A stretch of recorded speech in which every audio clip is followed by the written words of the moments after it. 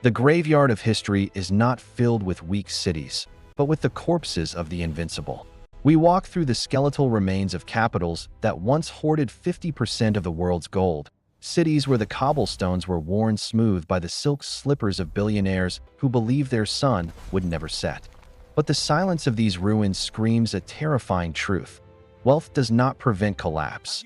Wealth causes it. There is a mathematical precision to the death of a great city, a heartbeat of prosperity that inevitably triggers a cardiac arrest of hubris, inequality, and destruction. Today, we are not just looking at the past, we are looking at a mirror. The clock is ticking for the next great fall, and the pattern is already visible in the skyline of your own city. To understand this mechanism of death, we must first strip away the illusion of permanence.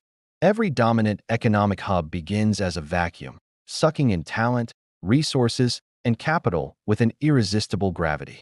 In the beginning, this gravity is benevolent.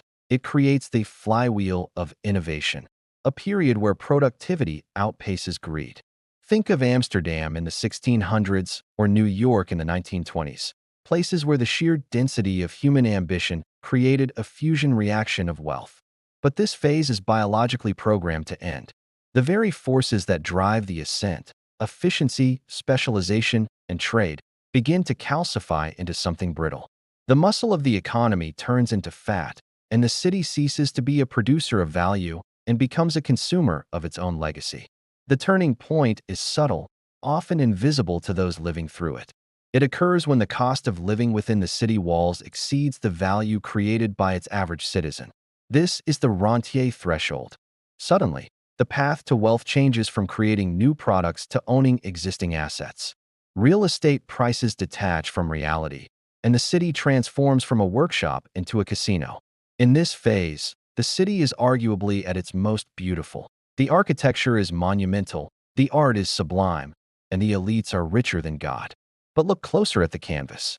The brushstrokes of decay are already there. The service class is pushed to the periphery, the supply chains stretch to breaking points, and the city becomes a golden cage, trapping its inhabitants in a game of musical chairs where the music is about to stop. This transition from creation to extraction is the universal marker of the end times. We saw it in 17th century Venice, where the merchant fleet, the source of their power, was neglected in favor of building lavish villas on the mainland. The Venetians stopped risking the high seas and started farming the safer yields of rent and interest. They felt safer, richer, and more sophisticated. In reality, they were liquidating their future. When a city stops producing things and starts financializing itself, it enters a zombie state. It walks and talks like a superpower, but the soul has left the building. The capital that once built ships and factories now chases asset bubbles, inflating the price of everything while the value of labor plummets to zero. We are about to embark on a dissection of history's most spectacular failures to prove this pattern is immutable. From the clay tablets of Babylon recording debt crises to the hyperinflationary collapse of Weimar Berlin, the script remains the same. The actors change, the costumes change, but the tragedy is identical. By understanding these stages, the ascent, the golden age, the decadence, and the rupture, we can decode the headlines of today. We are not just watching history, we are watching a forecast. The storm is gathering, and the first thunderclaps are already echoing through the canyons of Wall Street and the City of London. Before the rot sets in, there is the hunger. Every great economic center is born from a desperate need to solve a problem that no one else can. It does not start with luxury, it starts with survival. The genesis of a super city is always gritty, dangerous, and intoxicatingly open to talent. In this early stage, the social hierarchy is fluid. A peasant with a better idea can become a prince. This is the vacuum phase, where the city acts as a massive magnet for the world's cognitive elite. It is the most dangerous phase for competitors and the most exciting for humanity. Take the rise of Amsterdam. Before it was the capital of global finance, it was a swamp. The Dutch had no natural resources, no massive army, and they were under constant threat from the sea. This existential pressure forced them to invent. They engineered the flight ship, a vessel designed solely for cargo efficiency, stripping away the heavy guns that other nations carried. They invented the stock market not out of greed, but out of the necessity to pool risk for dangerous voyages. This era is defined by productive paranoia. The city knows it can die at any moment, so it outworks, outthinks, and outmaneuvers the established giants. This specific type of growth creates a unique social fabric. In the vacuum phase, inequality is low because opportunities are infinite. If you are willing to work the docks or sail the seas, you get a share of the gold. We see this in the early days of Detroit, where a mechanic could afford a home and a car, or in the gold rush towns of California. The city functions as a meritocracy. The art of this period reflects the reality. It is grounded, realistic, and focused on the dignity of labor. There are no paintings of gods lounging in clouds yet. There are paintings of men wrestling with the earth. However, the seeds of destruction are planted the moment the city succeeds. As wealth concentrates, the city becomes a target. To protect the wealth, walls go up, both physical and legal. The early risk-takers who made their fortunes now want to conserve them. They form guilds, cartels, and exclusive clubs. They begin to pull up the ladder. The vacuum that once sucked in talent begins to clog. The cost of entry rises. The swamp has been drained, the palace is built, and now the city begins to ask, who belongs here and who does not? This transition marks the end of the growth phase and the beginning of the golden age. It is the moment when the city shifts from becoming to being. It is the most seductive time to be alive in the capital. The rough edges are sanded down. The mud is paved over with marble. But economically, the engine is beginning to misfire. The urgency of survival is replaced by the comfort of dominance. And as history shows, comfort is a far deadlier poison than hardship. If you want to know exactly when a civilization has peaked, look at its skyline. There is a specific moment in the life of every empire when they stop building things that are useful and start building things that are impossible. This is the edifice complex. When the world's tallest buildings, the largest stadiums, and the most expansive palaces break ground, it is rarely a sign of a booming future. It is a tombstone for the economy. It is the physical manifestation of hubris, a desperate attempt to freeze time in stone while the foundation rots away. Consider the Chrysler Building and the Empire State Building. They were raced into the sky in the late 1920s, completed just as the Great Depression swallowed the American economy. Or look at the Burj Khalifa in Dubai, inaugurated amidst a massive debt crisis. In economic history, these skyscraper curses happen because capital has nowhere productive to go. In the early days, money went into factories, ships, and research. But in the mature phase, there are no easy growth markets left. So, the capital flows into ego. The super-rich compete not to produce the best product, but to leave the biggest scar on the horizon. This architectural gigantism serves a dual purpose: intimidation and distraction. For the ruling class, it is a projection of invulnerability. Look at this stone. They say, we are eternal. For the working class, it is a distraction from their stagnant wages. But the economics of these projects are parasitic. They suck liquidity out of the real economy. The resources used to build a palace for the emperor or a headquarters for a tech giant are resources not used to upgrade the sewer system, the schools, or the logistics network. The city becomes a beautiful face with a failing liver. We saw this in the final days of Rome.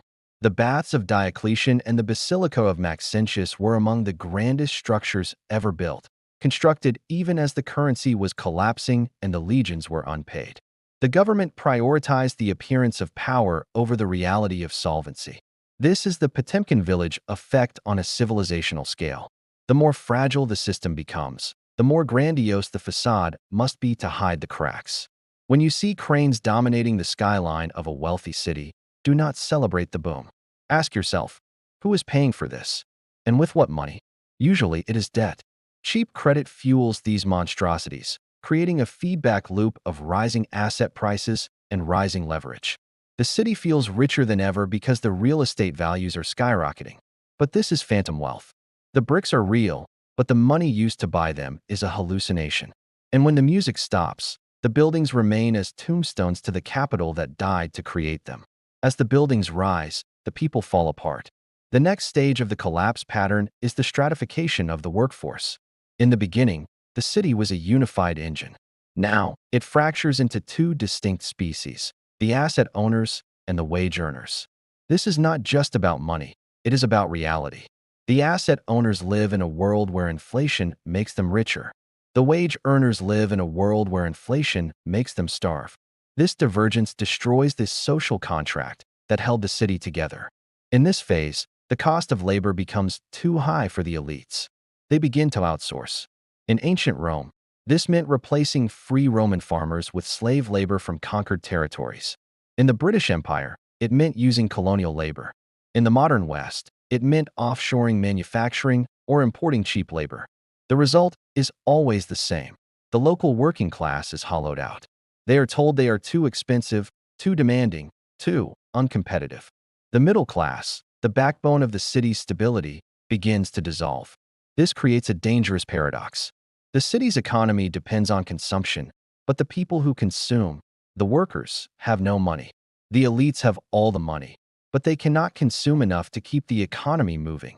You can only buy so many dinners and so many villas. So, the economy shifts to serving the ultra-luxury market. We see the rise of artisanal goods, concierge services, and exclusive experiences, while mass-market businesses shutter.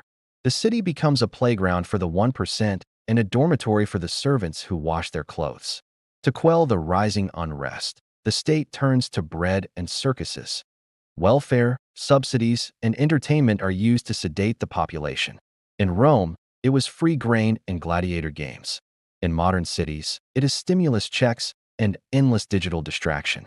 This buys time, but it does not solve the structural rot. It transforms the citizens from active participants in the economy into passive dependents. The dignity of production is lost, replaced by the resentment of dependency. This is the moment of maximum fragility. The city is now a powder keg. The rich are isolated in their bubbles, convinced their wealth is due to their genius. The poor are convinced the system is rigged. Both are right. The shared identity of the city is gone. There is no us anymore. There is only them. And when the next crisis hits, a plague, a war, or a market crash, there will be no unity to weather the storm. The collapse will not be external. It will be a civil war of the soul. When a city runs out of real ideas, it starts inventing fake ones. This is the financialization trap. It is the stage where the brightest minds in the society stop becoming engineers and doctors and start becoming hedge fund managers and tax consultants. The economy stops manipulating matter and starts manipulating money. It feels like wealth creation, but it is actually wealth transfer. It is the alchemy of turning lead into gold, but the lead is the future solvency of the state.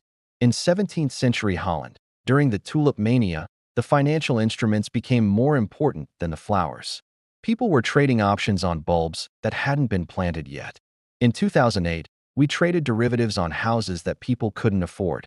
The pattern is to abstract value further and further away from reality.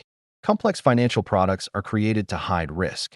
They are sold as innovation, but they are really just leverage in disguise. The city becomes addicted to debt. It needs new credit just to pay the interest on the old credit. This financial layer acts as a parasite. It demands a higher and higher share of the profits.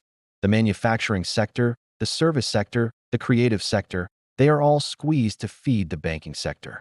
We see this in the skyline of London or Hong Kong, where the banks tower over everything else. The real economy becomes a servant to the paper economy.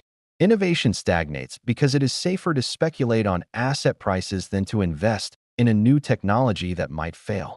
The city stops inventing the future and starts betting on it. The tragedy is that this feels good. For a while, financialization creates a wealth effect. Stock portfolios go up, home prices rise, and the city feels flush with cash. But it is a sugar high. The fundamental productivity is flatlining. We are eating the seed corn. The brilliance of the city is being wasted on zero-sum games. High-frequency trading, tax arbitrage, legal maneuvering, these generate fees, but they do not generate civilization. Eventually, the math catches up. The debt becomes mathematically unpayable. When this happens, the city faces a choice: default or devalue. Historically, they always choose to devalue. They print money. They clip the coins. They debase the currency to inflate away the debt. This is the beginning of the end. It is the breach of the ultimate trust between the citizen and the state. The money in your pocket is a lie, and once people realize that, the collapse is no longer a possibility, it is a guarantee. A dying city does not look like a war zone at first. It looks like a waiting room. As the economy slows, the administration expands. This is the bureaucratic strangulation. In the vacuum phase, you could build a factory in a week. In the collapse phase, it takes 10 years to get a permit to fix a window. The energy that once went into creation is now diverted into compliance. The city becomes a giant machine designed to say no. It is a paralysis by analysis, where the preservation of the process becomes more important than the survival of the people. This explosion of complexity is a biological reaction to the loss of trust. Because the society is fracturing, no one trusts anyone else to do the right thing. So they write laws, thousands of them. In the late Ottoman Empire, the bureaucracy became so dense that the state could literally not move. Decisions that required swift action took months to travel up and down the chain of command. By the time the order was given, the crisis had already destroyed the province. We see this today in the West, where infrastructure projects cost 10 times more and take 10 times longer than they did a century ago. We have lost the ability to do, replaced by the mandate to audit. The tragedy is that this bureaucracy is parasitic. It produces nothing, yet it consumes the lion's share of the tax revenue. It is the administering class, a group that exists solely to manage the decline. They justify their existence by inventing new problems to solve. They create committees to study the committee that is studying the problem. This drains the lifeblood of the productive sector. The entrepreneur, the artisan, and the merchant are slowly suffocated under the weight of forms, fees, and fines. They eventually give up, or they move. And when the makers leave, only the takers remain. This stage is characterized by the criminalization of everyday life. As the state becomes desperate for revenue, it turns its citizens into ATMs. Speed traps, licensing fees, zoning fines. The law becomes a weapon of extraction rather than an instrument of justice. In 18th century France, the tax farmers were the most hated men in the kingdom, squeezing the peasantry until they had nothing left but rage. When the law becomes a predator, the citizen becomes prey. And prey does not cooperate, it hides. The shadow economy explodes as people conduct business off the books just to survive. Eventually, the system becomes so rigid it shatters. A complex system that cannot adapt is doomed. The bureaucracy creates a complexity ceiling. The cost of solving problems becomes higher than the benefit of solving them. So, problems are allowed to fester. Bridges crumble, schools fail, and crime rises, all while the bureaucracy produces reports saying everything is fine. This is the institutional dementia of a dying empire. The brain no longer controls the body, and the body is rotting while the brain dreams of its past glory. When a government runs out of gold, it runs on trust. When it runs out of trust, it runs on the printing press. Chapter 7 is the inflationary spiral. It is the most seductive and destructive stage of the collapse. At first, printing money feels like magic. It pays the soldiers, it feeds the poor, and it bails out the banks. But money is a claim on time and energy. When you print more claims without creating more energy, you are not creating wealth. You are stealing it from the future. It is a silent theft that destroys the moral foundation of society. Rome clipped the denarius, reducing its silver content from 100% to 5% over 2 centuries. Weimar Germany printed marks until a loaf of bread cost billions. The mechanism is always the same. The state refuses to cut spending or raise taxes. Both are politically unpopular. So, they choose the invisible tax of inflation. At first, it is gradual. Prices creep up. People blame greedy merchants or supply chains. But the culprit is always the issuer of the currency. They are diluting the pool. Every new dollar printed makes the dollar in your pocket worth less. It is a mathematical violation of property rights. Inflation destroys the middle class because they hold their wealth in cash and savings. The rich are protected because they own assets, land, gold, art, which rise in price with inflation. The poor have nothing to lose. But the prudent saver, the one who did everything right, is wiped out. This creates a psychological break. Why save if your money rots? Why work hard if the currency is a lie? Society turns into a casino. Speculation replaces investment. People buy things they don't need just to get rid of the cash. The velocity of money accelerates until the currency catches fire. This is when the crack-up boom occurs. The stock market might hit all-time highs in nominal terms. but in real terms, the economy is collapsing. Venezuela's stock market was the best performing in the world while its people were eating zoo animals. It is a hallucination of prosperity. The numbers go up, but the standard of living goes down. The grocery bags get lighter, the lights flicker, and the potholes grow. The government will blame speculators, foreign agents, or saboteurs. They will implement price controls, which only lead to shortages. The shelves go empty. In the final stages, the currency is abandoned. People return to barter. Cigarettes, gold, or foreign currencies become the real money. The state loses its most powerful tool, the ability to command resources. When the soldier cannot buy food with his pay, he stops obeying orders. The police stop patrolling. The illusion of authority dissolves. The state is revealed to be naked, shivering in the cold wind of reality. The debasement of the coin leads inevitably to the debasement of the regime. The captain is always the last to leave a sinking ship, but the rats? The rats are the first. In economic history, the rats are the smart money. The elite exit is the phenomenon where the wealthiest citizens quietly liquidate their assets and move their capital offshore long before the crash hits the headlines. They have the data. They see the cliff. While the politicians are telling the public that fundamentals are strong, the private jets are fueled and filing flight plans. It is the ultimate insider trade, selling the burning house to the people trapped inside. We saw this in the French Revolution. The aristocracy spent years moving their gold to London and Vienna. By the time the guillotine fell, the real wealth was already gone. In modern times, we track this through capital flight. It shows up in the real estate markets of London, New York, and Dubai, where foreign oligarchs buy safety deposit boxes in the sky. They are not buying homes. They are buying insurance policies against their own countrymen. This exodus drains the domestic economy of investment capital. The factories are not upgraded. The businesses are not expanded. The money is running for the exit. This departure is psychological as well as financial. The elites mentally secede from the nation. They stop caring about the condition of the roads or the quality of the schools because their children don't use them. They live in a Davos archipelago, a floating world of international hotels and conferences more connected to each other than to their neighbors. This disconnect accelerates the collapse because the people with the power to fix the system have no skin in the game. They are insulated. They are global citizens, which means they are citizens of nowhere. As the exit accelerates, the government panics. They impose capital controls. They try to build walls to keep the money in. They seize gold. They ban crypto. They limit withdrawals. But it is always too late. Capital is fluid. Like water, it finds the crack. The controls only trap the middle class, the ones who didn't have the connections to leave early. The rich have already structured their assets in trusts and shell companies. The net catches the small fish, while the sharks swim through the holes. The final sign of the elite exit is the brain drain. It is not just money that leaves, it is talent. The doctors, engineers, and scientists, the people who actually know how to run the civilization, emigrate to safer pastures.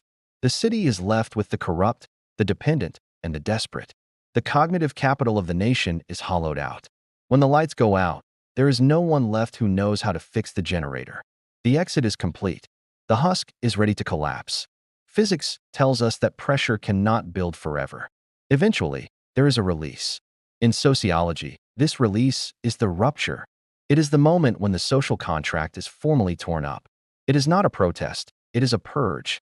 The simmering resentment of the inequality, the inflation, and the corruption boils over into kinetic violence. The city turns on itself. The history of urban collapse is written in fire. From the burning of the Library of Alexandria to the riots of 1968, the end is always incendiary. It is the cleansing fire that burns away the rot, but it takes the innocent with it. The spark can be anything: a bread riot, a police brutality incident, a political assassination. But the fuel has been piling up for decades. When the rupture comes, it targets the symbols of the elite. The palaces, the banks, and the archives of debt are the first to burn. In 1381, during the Peasants' Revolt in London, the mob didn't just kill. They specifically hunted down the tax rolls and legal records. They wanted to erase the memory of their servitude. It is a war against the ledger, a desperate attempt to hit the reset button on a game they can never win. Order collapses rapidly. The police, unpaid and demoralized, either join the mob or retreat to protect their own families. The city fractures into warlordism. Neighborhoods become fortresses. Protection gangs replace the police. Justice is no longer blind. It is brutal and immediate. This is the Hobbesian trap, the war of all against all. The infrastructure fails. Water stops running. The sewage backs up. The veneer of civilization is revealed to be paper-thin. It takes only 9 meals, 3 days of hunger, to turn a polite society into a savage pack. During the rupture, wealth changes definition. $1 million in the bank is worthless. A can of gasoline or a box of antibiotics is priceless. The abstract economy of the financializers vanishes, replaced by the brutal physical economy of survival. The skills that were valued in the golden age, marketing, consulting, trading, are now useless. The skills of the vacuum phase, farming, fighting, fixing, return to dominance. The hierarchy flips. The servant becomes the master, and the master becomes the refugee. The rupture is terrifying, but it is also necessary. It is the forest fire that clears the dead wood. It destroys the zombie institutions, the unpayable debts, and the calcified bureaucracy. It is the painful, violent return to reality. The city that emerges from the smoke will be smaller, poorer, and scarred. But it will be real again. The lies have been burned away. The slate is clean. The smoke clears to reveal a skyline that has been permanently altered. The towers that once symbolized invincibility now stand as hollow monuments to a dead era. This is the reset. It is the silence after the fever breaks. The artificial noise of the markets, the ticking tickers, the shouting traders, the churning printing presses, has been silenced by the brutal reality of the collapse. In this new world, the abstraction of wealth is gone. There are no derivatives here, no futures contracts, no subprime loans. There is only what is real: the land, the tools, and the people who survived. The complex system has simplified itself by force. Silence returns to the city. The noise of the crash has faded. We are now in the aftermath. The population has dropped. The grandeur is gone. The survivors are picking through the rubble. This is the reset. It is a return to the mean. The artificial complexity of the empire has been simplified by force. The global supply chains are gone. The city must feed itself from the surrounding land again. The global currency is gone. Trade is local and based on trust. It is a humbler existence, but it is honest. The city is no longer the center of the world, but it is a community again. History shows that this dark age is also an incubation period. The pressure is back. The vacuum has returned. The need for survival forces innovation once more. In the ruins of Rome, the seeds of the Renaissance were eventually planted. In the ashes of the Great Depression and war, the modern industrial boom was born. Hard times create strong men. Strong men create good times. The cycle is not a circle, it is a spiral. We learn, we forget, we crash, and we learn again. The knowledge of why we fell is preserved by the few, the historians, the monks, the keepers of the flame. The lesson of the fallen city is not that we should stop building. It is that we must build differently. We must recognize the signs of the turning season. When the bureaucracy strangled the makers, when the money became a lie, when the architecture became arrogance, we should have stopped. But human nature is stubborn. We believe this time is different. It never is. The laws of economics are as absolute as the laws of physics. Gravity always wins. The debt must always be paid. You are living in a city somewhere on this timeline. Maybe you are in the vacuum phase of a new boomtown. Maybe you are in the golden age of a peak metropolis. Or maybe you are looking at the cracks in the ceiling of a decadent capital. Look around you. Count the cranes. Check the debt. Watch the elites. The pattern is repeating. The collapse is not an event to be feared. It is a destiny to be prepared for. The city will fall, but you do not have to fall with it. The end of the city is the beginning of the next story, and that story belongs to the survivors. The cycle is turning. The signs are written in the skyline, in the debt clocks, and in the hollowed-out factories. But history is not just a prophecy of doom. It is a manual for survival. The cities that survive are the ones that break the wheel, that return to production, to community, and to reality. The choice is yours. Will you watch the collapse, or will you build what comes next? Subscribe to uncover the economic patterns they don't teach you in school. Next week, the 5 safe havens during a collapse.